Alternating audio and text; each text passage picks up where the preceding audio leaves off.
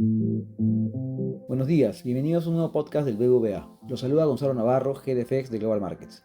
Hoy, martes 29 de agosto, revisaré con ustedes los últimos acontecimientos en los mercados y su impacto en el tipo de cambio y las tasas de interés para el corto plazo. La semana pasada estuvo marcada por la volatilidad en medio de datos económicos y el evento de Jackson Hole que congrega a los principales economistas y banqueros del mundo. Las miradas estuvieron concentradas en las declaraciones del presidente de la Fed, Jerome Powell, el día viernes 25, donde dijo que los funcionarios del Banco Central estaban preparados para subir más las tasas de interés si era necesario, aunque subrayó que se procedería cuidadosamente guiado por la data económica. Precisamente, durante la semana pasada, se publicaron los datos de PMI para el sector servicios y manufacturero, que vinieron debajo de lo esperado, indicando que la actividad empresarial en Estados Unidos apenas se expande en agosto. Esto generó la expectativa que los bancos centrales, entre ellos la Fed, podrían estar cerca de reafirmar la pausa en sus ciclos alcistas. Sin embargo, el discurso de Powell el viernes puso paños fríos a esta expectativa, pues se apegó al libreto hawkish que ha mantenido la Fed los últimos meses. En ese contexto, el S&P logró terminar la semana con una discreta ganancia de 0.8% en los 4.405 puntos, pero a pesar de ello, el índice no lograría evitar cerrar agosto como el peor mes del año, pues acumula una pérdida mensual de casi 3.4%.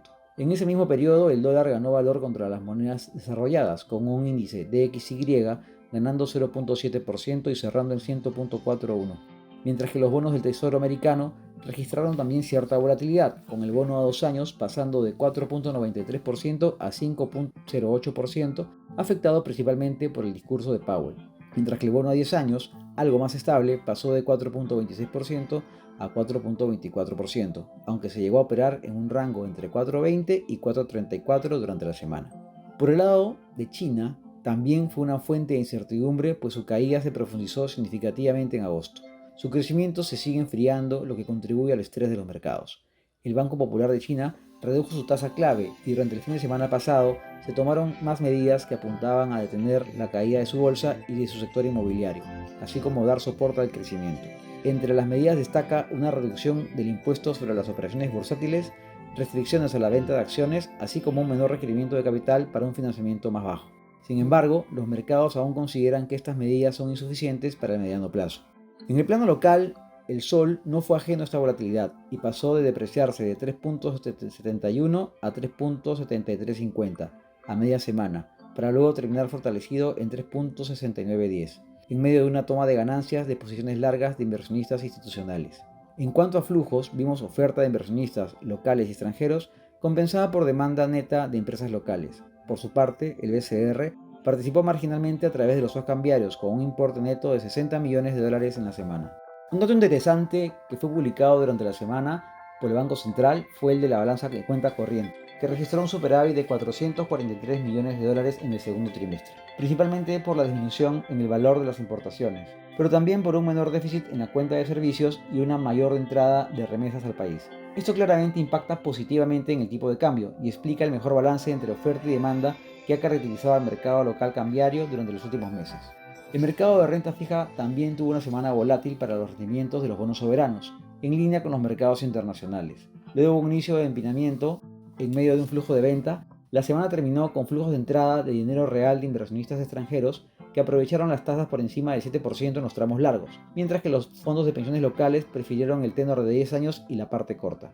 Otros datos macroeconómicos publicados durante la semana fueron el PBI real del segundo trimestre, que fue de menos 0.50% interanual, siendo las actividades manufactureras y agrícolas las que más contribuyeron a la contracción. ¿Qué esperamos de los mercados los próximos días? Por el lado global, consideramos que el timing para un cambio de discurso de la Fed se acorta, tomando en cuenta en general la data mixta y las condiciones de crecimiento globales, así como el nivel de estrés en las condiciones financieras en algunos mercados particulares, como el inmobiliario y el bancario. En cuanto a China, esperamos aún mayores estímulos de parte de sus autoridades para contrarrestar el deterioro de sus indicadores económicos y financieros. Esta semana tendremos datos importantes del empleo para los Estados Unidos, con la publicación de la estimación del empleo ADP el miércoles y la publicación de las nóminas no agrícolas el viernes. En este contexto de alta dependencia de los datos de parte de la Fed, dichas publicaciones podrían traer volatilidad a los mercados. Por el lado local, para el tipo de cambio, consideramos que en el corto plazo, luego de la corrección del 3.73 al 3.69, el sol ha encontrado un nivel de soporte de corto plazo por encima de dicho nivel, pero consideramos que el rango podría estar entre 3.6750 y 3.7450, niveles definidos por las medias de 100 y 200 días respectivamente. Sin embargo, para el mediano plazo, es decir, de cara al cierre de año, niveles cerca al límite superior o por encima del 3.71 podrían representar una oportunidad de venta, tomando en cuenta la tendencia de la balanza en cuenta corriente antes mencionada y el carry a un positivo que favorecerá al sol hasta fin de año. Y además, claro está, la potencial intervención del Banco Central en los procesos depreciatorios. Por el lado de la renta fija, tendremos la publicación de datos de inflación para agosto el viernes, donde esperamos una variación entre 0.3 y 0.4% mensual, que implicaría un 5.55% de variación interanual, en línea con la tendencia hacia el rango meta desde el 5.9% del dato anterior.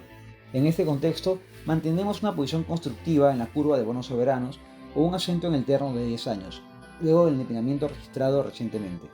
Los factores que siguen favoreciendo este posicionamiento es el menor ruido político local, el bajo inventario de los inversionistas extranjeros y el cada vez menor tiempo que queda antes del inicio del ciclo de bajada de tasas. Nosotros seguimos esperando que, en el caso peruano, el BCR empiece a bajar en septiembre con un primer ajuste de 25 puntos base.